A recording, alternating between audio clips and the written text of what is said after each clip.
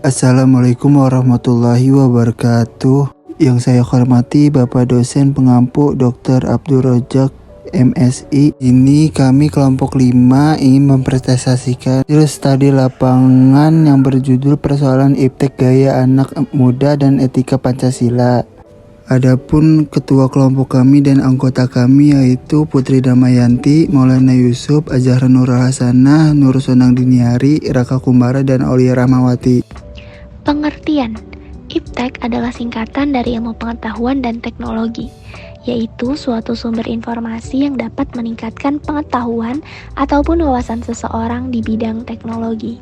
Dapat juga dikatakan, definisi iptek ialah merupakan segala sesuatu yang berhubungan dengan teknologi, baik itu penemuan yang terbaru ataupun perkembangan di bidang teknologi itu sendiri. Iptek memiliki dampak positif dan juga dampak negatif. Saat ini, iptek telah berkembang dengan sangat pesat. Hal ini dapat dilihat dari semakin banyaknya teknologi-teknologi yang canggih yang dapat membantu aktivitas manusia di kehidupan sehari-hari. Contohnya, handphone atau telepon genggam seluler. Telepon genggam terbagi menjadi 2 telepon biasa dan juga daring. Perkembangan iptek ini sangat mempermudah berkomunikasi. Iptek berdampak positif negatif juga di bidang ekonomi, bidang politik, sosial, dan juga di bidang budaya. Contoh dampak positif di bidang ekonomi adalah produktivitas dunia industri semakin meningkat. Kemajuan teknologi akan meningkatkan kemampuan produktivitas dunia industri, baik dari aspek teknologi, industri, maupun pada aspek jenis produksi. Dan salah satu contoh negatif di bidang ekonominya ialah sifat konsumtif sebagai akibat kompetisi yang ketat pada era globalisasi akan juga melahirkan generasi yang secara moral mengalami kemerosotan, konsumtif, boros, dan memiliki jalan pintas yang bermental instan. Dampak positif di bidang sosial salah satunya adalah informasi yang ada di masyarakat dapat langsung dipublikasikan dan diterima oleh masyarakat. Dan negatifnya adalah kemerosotan moral di kalangan warga masyarakat, khususnya di kalangan remaja dan pelajar.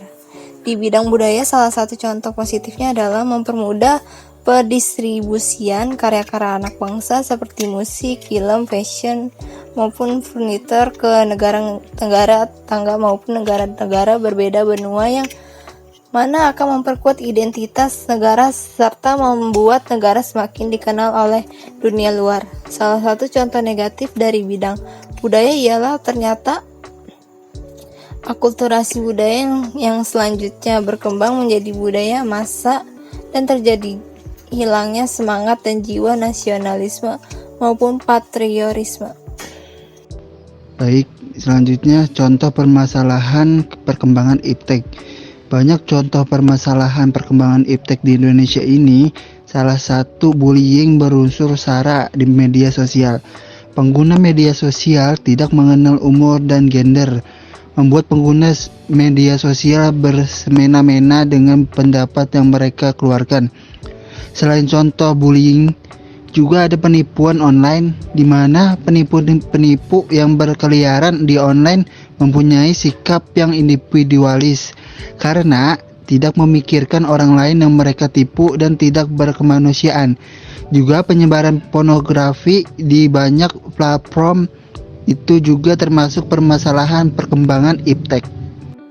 Indonesia mempunyai ideologi yang disebut Pancasila, berisi 5 sila yaitu ketuhanan yang Maha Esa, kemanusiaan yang adil dan beradab, persatuan Indonesia, kerakyatan yang dipimpin oleh hikmat, kebijaksanaan, dan permusyawaratan atau perwakilan, serta keadilan sosial bagi seluruh rakyat Indonesia.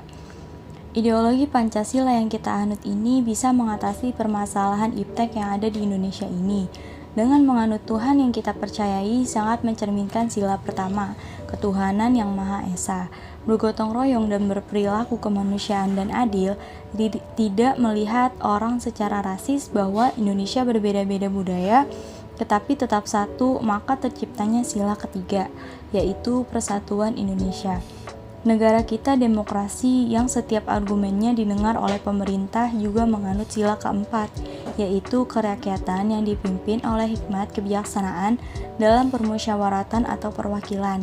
Yang terakhir, dalam menggunakan media sosial dan online dengan baik harus terciptanya keadilan sosial, tidak membeda-bedakan dan tidak adanya kesenjangan sosial.